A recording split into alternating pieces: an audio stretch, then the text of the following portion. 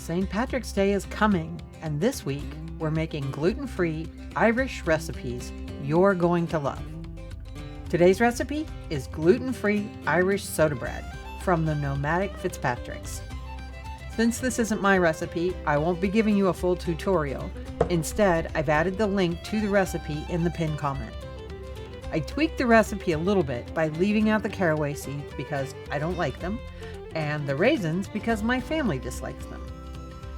What I like about this recipe is that it's made with easily accessible ingredients, it's tasty, and fairly easy to make.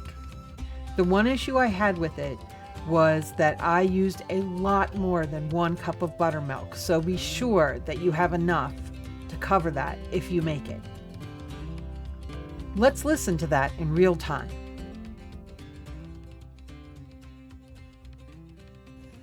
I was pretty aware that because I didn't use the raisins, even though they were supposed to be drained, this was not going to be as loose and sticky without those raisins.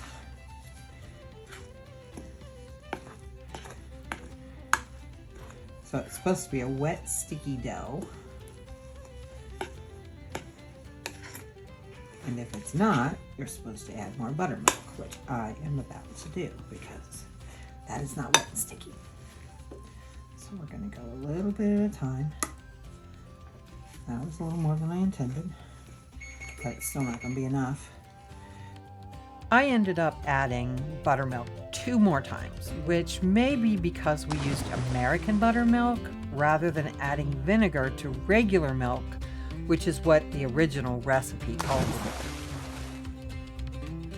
Next, we greased the pan for the dough and ended up using a pie plate rather than the cake pan that was called for because I don't own a round cake pan.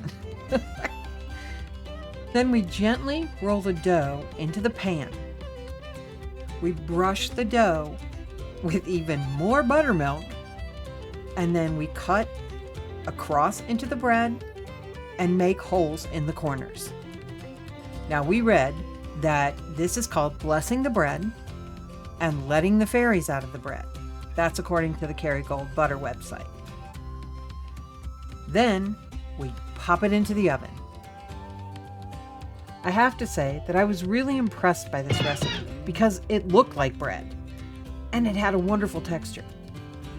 My son said it reminded him of the texture of cornbread without the taste of the corn itself. All in all, everyone, including the gluten eaters, enjoyed this one. So give it a try and let me know what you think.